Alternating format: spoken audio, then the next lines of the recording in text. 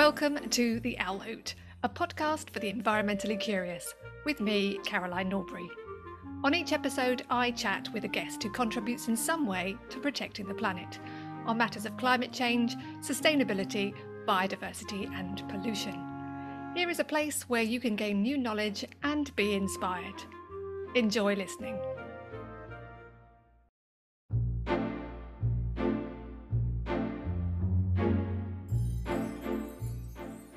Today, I am thrilled to be joined by Sarah Bridle, Professor of Food, Climate and Society at the University of York. Sarah began her research career in astrophysics after achieving degrees in natural sciences and cosmology at the University of Cambridge. With a desire to address climate change, she now focuses on transforming food systems to benefit people and the planet. Sarah is an author of over 200 research publications and the book Food and Climate Change Without the Hot Air, written for anyone curious about the relationship between food and climate change.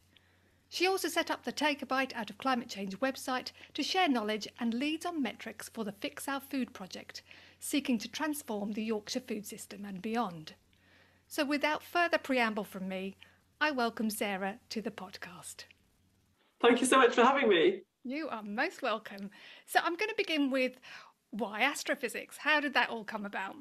Well, I think with any passion, I think my question is, why not astrophysics? I just thought it was really amazing that we could look into the sky and find out what was out there and to sort of imagine all these things going on so far away. And I guess all these basic questions of where does the universe, how did it begin and what's going to happen in the future. So yeah, it just seems so natural to me to be asking those questions, really. And that could have been a limitless, in terms of your career, you could have spent all of it on astrophysics and cosmology and all of those things that you were looking at. So what changed? Well, I mean, I suppose, it's a big project that I've been working on for probably, more than 10 years, when we sort of produced the first results from that project, which is a huge sort of milestone for me and a huge group of people that had been involved in that project. And about the same time, my kids started at school, and I started thinking about maybe the next 20 years of my career. And I could imagine them saying to me, "What did you do about climate change, Mummy?" And me saying, "I looked at the stars," and just feeling that wasn't really good enough. And I guess about the same time as well, a mentor of mine, when I was a student, David Mackay, was diagnosed with terminal cancer and died. And I just spent a long time thinking about life and the meaning of life and what am I here? How come I'm still here and he's not? And just how can I make something really, more useful, do something more useful? So I started learning about climate change really I hadn't actually been that interested in the environment before. I was more looking at outside of this planet and being quite shocked at, what we're doing basically. And really shocked and fascinated by the large role that food plays in that. And it's just such a fascinating topic to me, food, that I really just got obsessed with it. So it sounds like a combination of life events all came together to make you think, maybe I need to take this elsewhere. Did you decide, right, I'm just going to throw myself completely into food and climate change? Or did you go, hang on a minute, I still love all the other stuff? Did you try and juggle, or did you just take a leap? Yeah, I mean, I still had a lot of responsibilities on the astrophysics side. So I was still teaching physics and I was still working partly on cosmology, but when I get obsessed by something, I kind of get quite obsessed by it. So it's not really a sort of logical choice. It was just I just would get up in the morning and be like, great, I can learn more about this amazing subject and just get really into trying to understand. I mean, I was just trying to work out what's the climate impact of what I eat. Yeah. And that was just such a basic question to me. I was Googling it and expecting to find the answer, and then realising certainly at least 5 years ago that was not an easy thing to figure out. So I just was, then I ended up reading hundreds of research papers to try to understand the answer. And is that really, where does that come from? Why is that number so big? And just before I knew it, then it was just a bit of an obsession. Well, that's a good thing to have, because that keeps you motivated and on it and trying to find the answers. In terms of food then, so I could see that you were just personally interested in food as well as all the science and everything. But why do we need to worry about food and climate change? Well, so they're interlinked in two sort of opposite ways. So about 1/3 of all climate change is caused by producing the food that we eat and the sort of consumption, so cooking and the waste and disposal of unused food. So, that's a lot of climate change that's caused by food. It's bigger than the transport sector or the heating sector, for example, if you group everything together under that food banner. But also, food is impacted by climate change. So obviously, climate change is partly about global warming, but also the extreme weather events that are caused by global warming. So, for example, the increasing number of droughts, heat waves, hurricanes, these kind of extreme weather events and floods as well, of course, very much as well in this country, quite relevant. And these can impact massively the amount of food that we can produce. And increasingly, those extreme weather events are happening on larger areas. So to do with the way that the poles are warming relative to the equator, we actually see that, for example, the whole of the Northern Hemisphere could end up with an extreme weather situation like a drought across a large number of areas that are all producing food. And so the potential for there to be a crisis in the amount of food we can produce just due to climate events alone, and of course there are other events as well that could affect that now, it's a very serious problem.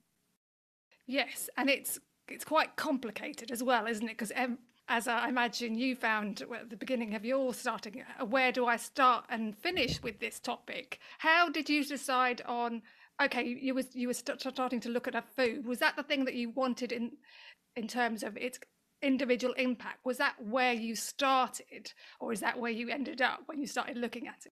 Well, I suppose at first I was reading about climate change and, the various drivers of climate change. And I was actually managed to get to teach about the impact of different energy sources and use of energy on climate change. But for me, food is just such a fascinating one because it's so, as you say, it's so complicated and also so intertwined with our everyday lives and our experiences. And also it's exciting because it's something that many of us are lucky enough to have that decision-making power about what we eat, that it feels quite a tangible thing to talk about. And I love talking to people about whatever I'm working on. So for me, that was also another draw to be working on food. So I kind of limited myself to thinking about the impact of food on climate change and try to understand how different foods and different ways of producing foods would impact on climate change. So that was my kind of obsession, really kept it focused on that. But then I guess now I'm more working across the food system, trying to understand about the impacts on health, the impacts on welfare, and then, how do we get a systemic change? How do we get a transformation in the food system? And what stakeholders and policymakers do we need to talk to about that? Great. You've covered quite a lot in there, and I definitely want to come back to systems. But I'm thinking in the first instance about, okay, at an individual level, what sort of information did you come across that would make it easier for somebody to go, okay, I can go to my grocery store and know that these are better in terms of climate change choices? What did you discover in that sort of journey of science research? First, when I started looking into it, then the first papers that I was reading were about the relative benefits of different types of diets. So looking at vegetarian, vegan versus sort of omnivore.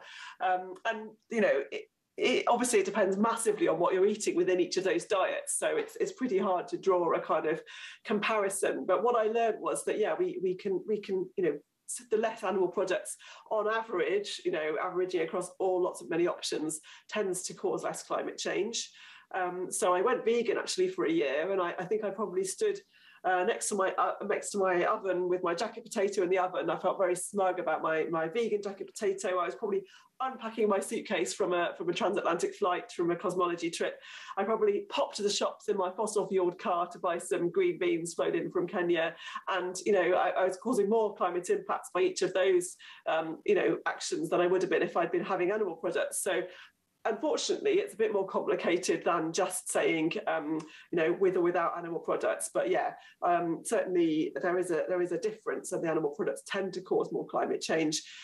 So for a lot of people, it's going to be about maybe changing the quantities or the frequency of some of their most climate impactful foods, whatever that is for them. And certainly for a UK average, then it would tend to be animal products that would be the thing to focus on there. It's a really good starting point for somebody who's thinking, what can I do when they're shopping or when they're thinking about what they're going to eat each night. You then set about doing the book and website. I'm guessing that was to make this information more accessible. And the book is amazing. Anyone can pick that up and get, lots of very accessible information from it. Great. Yeah, I suppose I just felt like, having put that time in to understand it, I wanted to share that, and sort of, anybody that didn't have 3 years to spare reading academic papers, then it'd be great if that was more accessible. So yeah, I think it's nice when people can start to say, oh, I'd like to compare these two different things and start to see what the numbers are. And certainly our experience and the research shows that people sometimes get the order incorrect of like which causes more climate impact, but they're quite shocked and underestimate the size of the difference between different types of food and how much they impact on climate change. What sort of things surprised you when you were doing the research, if any, or was it very much, oh yeah, I thought it was going to be like this? Yeah, I think there's certainly some myths around this. So, for example, food miles and packaging, I would say, are the two that I often find are quite confusing for people, and certainly was stuff that I didn't know when I started. Yeah, we were often told eat local, and that's going to be really important for climate change.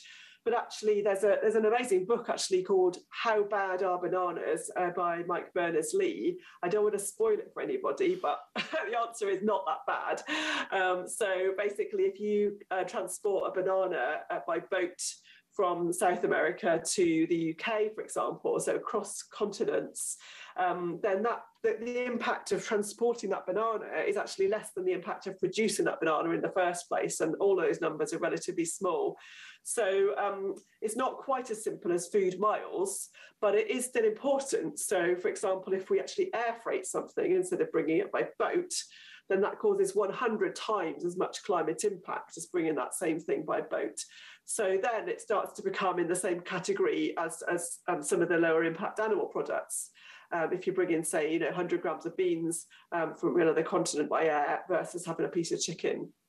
Yeah, and it's great having some idea about that, because we all want to make it very easy and simple to say these are the messages now, just buy local. But as you rightly say, it's not as simple as that. Did you, in terms of, because getting people to know when they go in their supermarket, it's hard to decide, well, how do I know if it's been on an aeroplane as opposed to a boat? Absolutely, yeah. It's pretty difficult as a consumer to know. And I mean, as a rough rule of thumb, if it will keep in your fridge for a few days, maybe a couple of weeks, then it will probably be fine in the hold of a ship at really carefully controlled conditions with humidity and temperature really stable. Whereas if it's something that's going to go off quickly, like berries, green beans, sugar snap peas, so blueberries, strawberries, raspberries that have come from another continent, which, is going to have to be coming by air.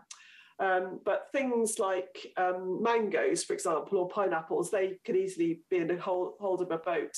However, if they have been pre-cut, if they're all chopped up, that is probably going to have happened at the country of origin, because the labour costs would be cheaper there. So it's not even as simple as what is the product. So I would love to see, labels, saying not air freighted on fruit and veg, for example, because how can we possibly know? It's really difficult.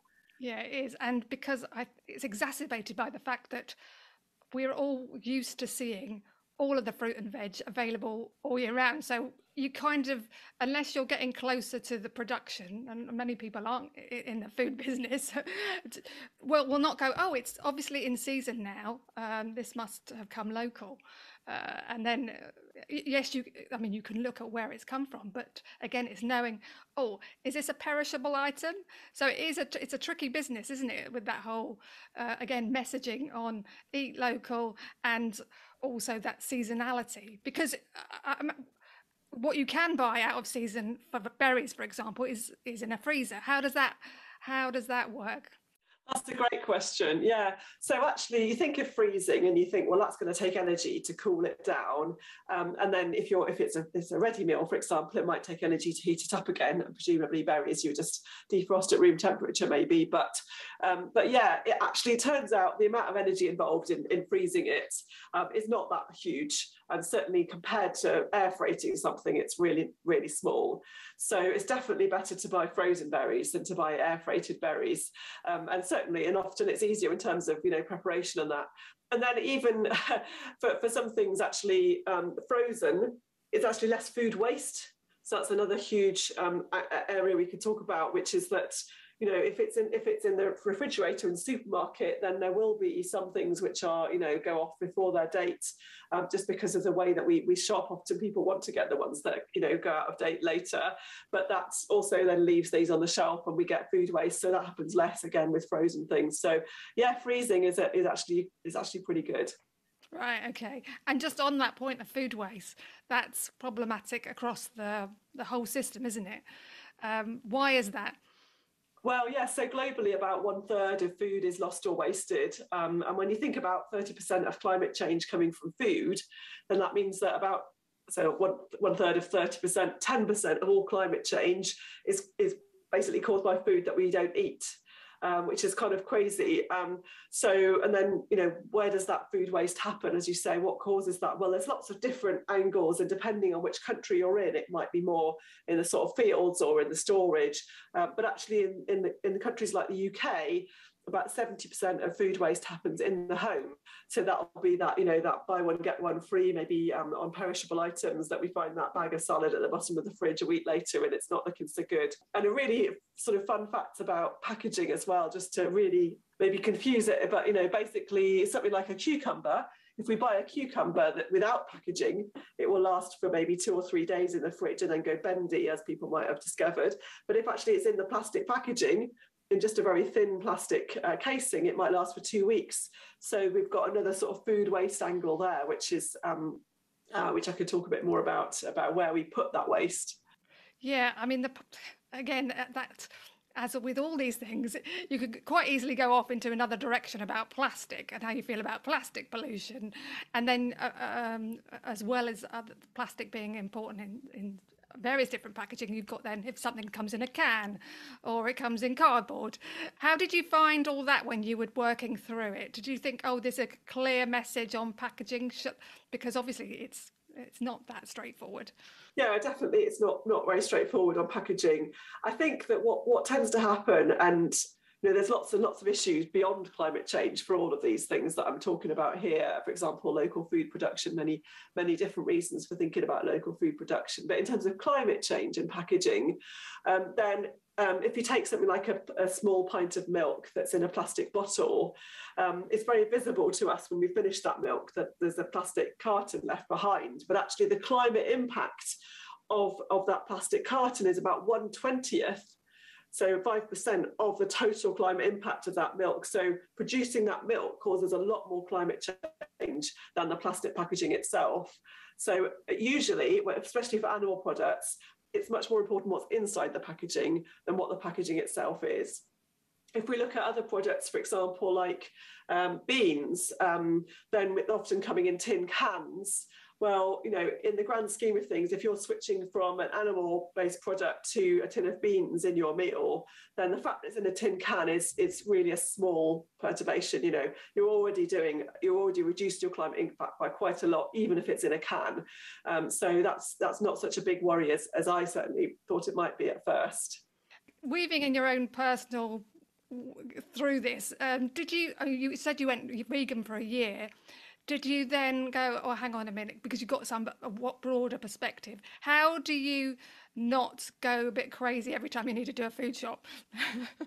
Yeah, I'm still working on that, but I think that, certainly having a list of options that everybody likes, that took a while to build that up, to sort of explore different recipes and things like that. But yeah, it can be quite overwhelming. I pretty much shop online these days because going in the supermarket, it takes me a long time to get out again.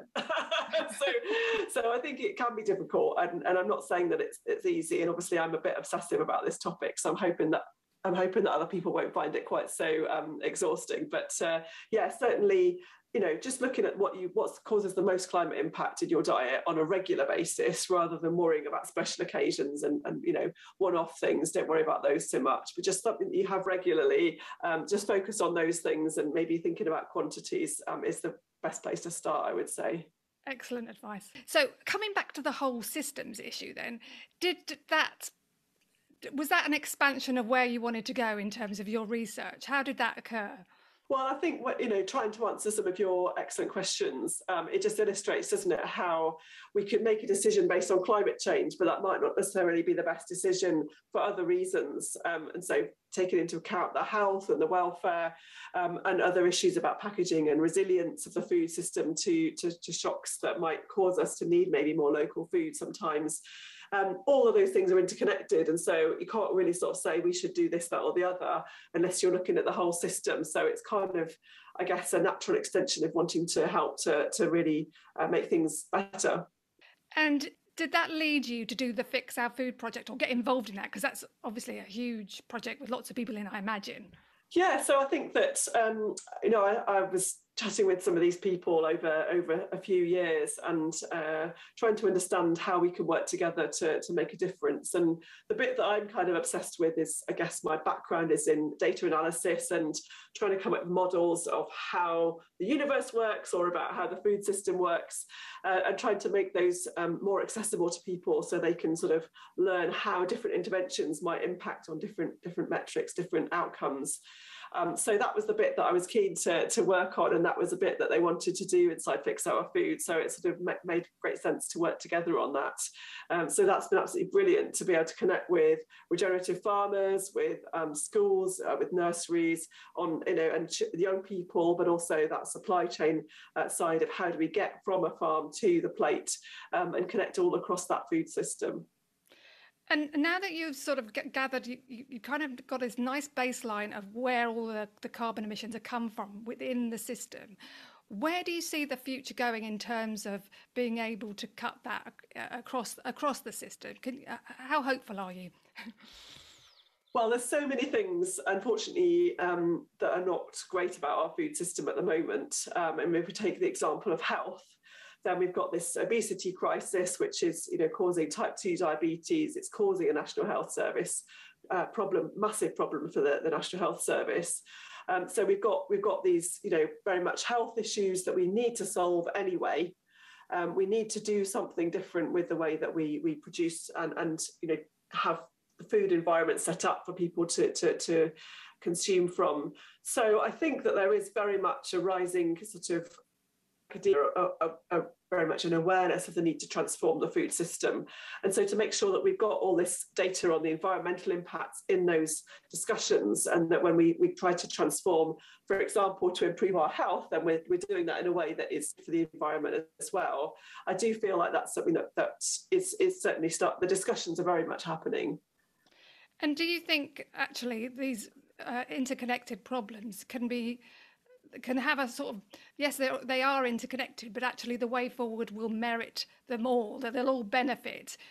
Or do you think in some areas you're going to get sort of a juxtaposition where, if I do this, it'll improve climate change, but it'll be really bad for biodiversity because we'll cut loads of forest down? Yeah, that's a great question. Yeah, so there are some places where things are working in opposition, but not so many. I mean, just to give one example, if we want to get enough calories, then you might think, having lots of sugar would be a good idea.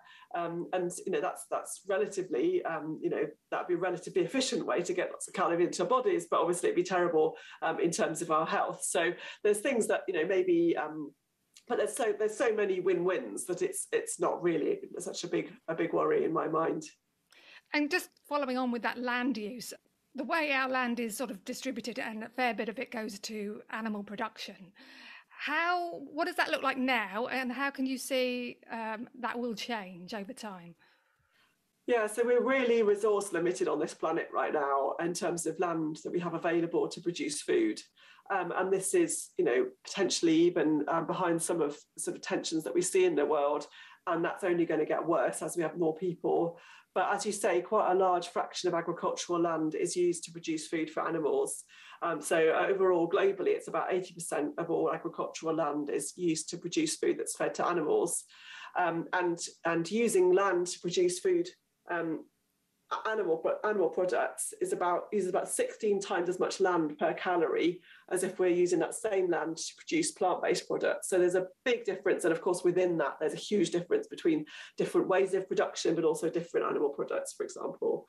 So overall, I mean, just to give one extreme example, if the whole world went vegan, those numbers I've just said mean that we could actually free up 75% of all agricultural land for other uses, which could be used to help fix climate change. We'd have to use a little bit extra land to produce some of the plant calories to make up for the lack of animal calories. But that, I'm not suggesting we do that, but the point is that there is a huge amount of potential here for different ways of producing food that could use less land. Sure. And without making it sound like cows and sheep are the enemy, because not everyone's going to cut it out just because they're used to eating meat. What is the upside of having ruminants on the land providing us with a food source? Is there any? So basically, I guess we're talking about this because of all the commonly consumed foods, then beef and lamb cause the most climate impact per calorie or per gram of protein or even per weight of food. And so basically about 5% of all the calories eaten by cows and sheep are burped out again as methane, which is a very potent greenhouse gas. And so you might say, well, we've got lots of grass already, so it makes sense that we're putting those animals on it. And there's certainly a lot of biodiversity, so different insects and wildlife that thrive in those kind of areas. So I don't think we need to be absolutist about this. But on the other hand, it is also, true that maybe we couldn't use that particular pasture land. It wouldn't be suitable for growing crops. So that's another important factor. But at the same time, we actually would need less land for agriculture if we were to switch our diets a little bit. And so we could be using that land, for example, for forests or for, other ways of capturing carbon, which help with climate change. So it's not quite as simple as just saying, well, the grass is there anyway, we might as well put some animals on it. Yes. So in essence, what you're saying is we can make use of that land in a much more positive way than perhaps it's currently used. Yeah, and I think again it's about quantity, it's about scale. Do we really need quite as much beef and lamb as we're currently producing? And maybe some of the more intensive production methods, that we don't necessarily have to have all of the things that we've currently got. Yeah. And do you find when you're talking to people about food and the impacts it has on climate change, are people receptive to that? Do they think, oh yeah, I can see where this is going and perhaps I need to change my diet? Or do people like, no, this is how I've always eaten? I don't want to change my diet. I mean, I would say I'm personally, when I talk to an individual person, I'm not really trying to convert them into doing something, because at the end of the day, I think we need the whole system to change, as we've said. And so I think it's always really fascinating, the many, many other considerations that each person has around food, about taste, about convenience, about cost, about whether their kids are going to eat it. There's so many other factors that come in, and obviously the health side of things. So there's so many different factors we all have to consider when we're choosing food. And I guess I'm focusing on the climate impacts just because it's obviously very important, but also it's relatively hard for people to find that information. People already know if they like the taste of a food. They already know if it costs too much. They already know about the nutrition if they want to look at those labels on the packet. So I just want people to also have access to that information on climate change, so that they can factor that in if they want to. And I think that's the only way you can do it. Yeah, I absolutely think that's ideal, because you're presenting the information in a way that people can then make an informed decision. But if they can't access that information, then how can they possibly make an informed decision? Absolutely. And I think there are actually so many people who put a lot of effort into choosing what to eat, trying to do their best for their own health, but also welfare of other people, welfare of animals, the environment. Some people put a lot of effort into that, but actually not always with the right information. So some surveys of, what are you doing to help with climate change? Sometimes the top item in that survey is, I'm reducing plastic use.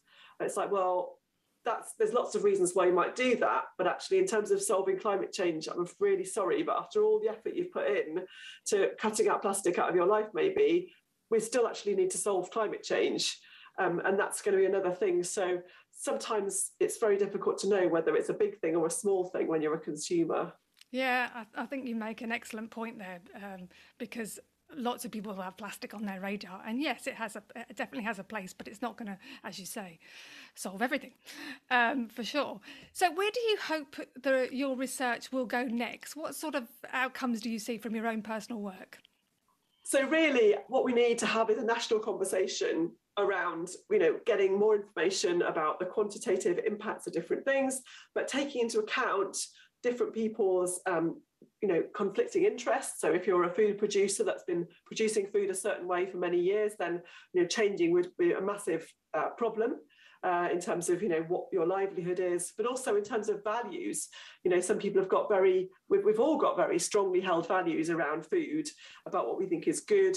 Maybe some people have got also very strong values around their role in society. For example, a farmer who's producing food for their country, that's a very strongly held value, which is we wouldn't have the food without it. So we need to really factor all of these things in, along with the facts about how different things impact our health, welfare, and the environment. So, it's not for a scientist to sit in an ivory tower and say this is the answer.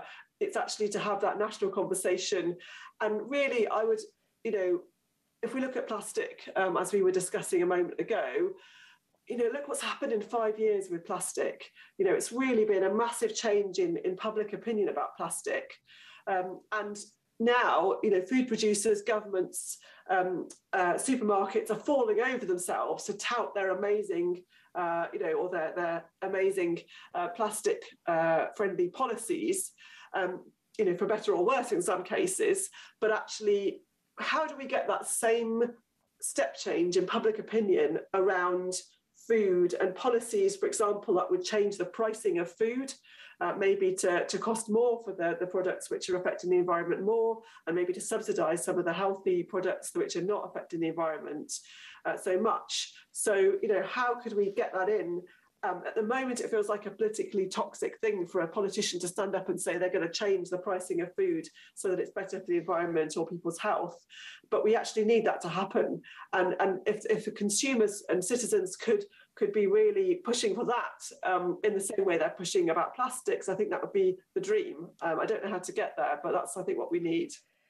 Yeah, so it's in summary, what you're saying to me is we need that consumer pressure to put on the government to make tough choices about food, so that we get it more across the board, rather than individuals going, oh, I think I'd like to do something about my food, and how can I help that way? We need, as you say, a broader look at it.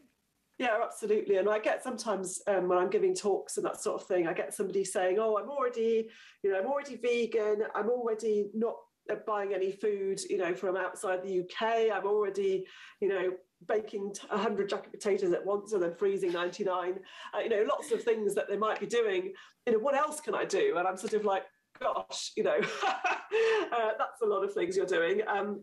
Actually, you're probably already, really low in terms of your climate impact of your food. And actually to go any lower would be incredibly hard work, but also not make as big a difference as if you talk to somebody else about it and reduce their climate impact of their food by just 10%. So in terms of the numbers, sometimes it's actually partly about, discussing with other people or trying to get this onto the radar of institutions like your canteen. Where do you get your food? How do they present it? What are the sort of stimuli in the environment you're in which lead you to eat particular types of food, and how can we change that? And I think that's quite accessible in that we all eat. And we all quite often share food with others. So it's a nice place to be able to talk about these quite heavy discussions, but in a relatively positive way. You come across as a very optimistic and collaborative type of person? Have there been any moments in your discovery of the research where you've thought, oh, this isn't great, this is really quite scary stuff? Or are you just... Well, how do you manage the data emotionally? Yeah, I think it is tough. Look, I mean, I changed field largely because I was so shocked by how worrying climate change is. And, things have changed in terms of the way that people think about climate change, there's a lot more awareness of it. Certainly there was a big growing movement maybe before COVID happened about climate change. We got a bit busy with COVID, and now maybe we're a bit busy with other things right now as well. But yeah, has been a big change in public opinion, a big change in awareness, certainly in terms of actual policies and actual changes that are really going to stop the worst parts of climate change. I think we're still needing a lot more there. So yeah, some days I'm less optimistic than others, but I think the concept that I find very helpful is build back better.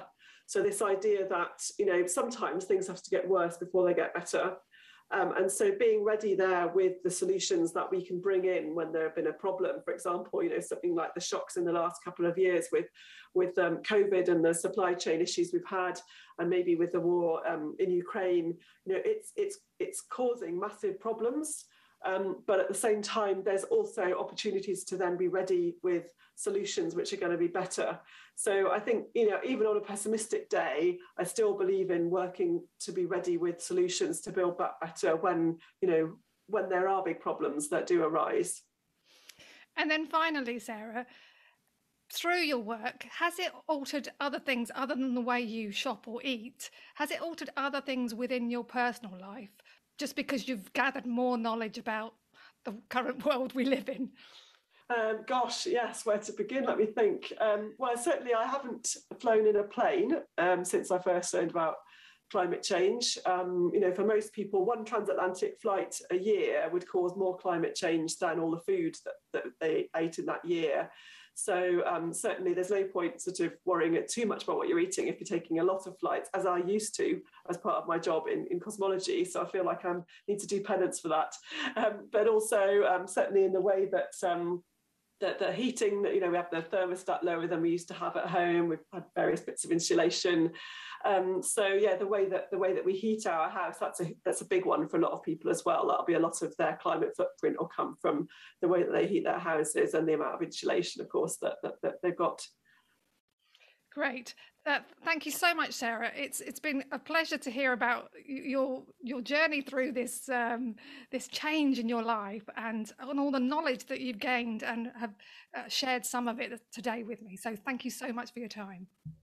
Thank you so much. Thank you. That was brilliant. Thank you. I so enjoyed talking with Sarah about the impacts of food on climate change. Food concerns us all, and it's essential for us to know the facts so we can make informed choices. Sarah's done all the hard work for us, and I absolutely recommend taking a look at her book, as she provides the facts in an easily digestible format, and its digital version is free. It provides details on many of the points covered in our conversation, explaining why food from animals, particularly beef and sheep, carry the highest impact, how food miles aren't necessarily bad if delivery is via boat, and when frozen foods are a good substitute for fresh foods. Links to the book and Sarah can be found in the show notes.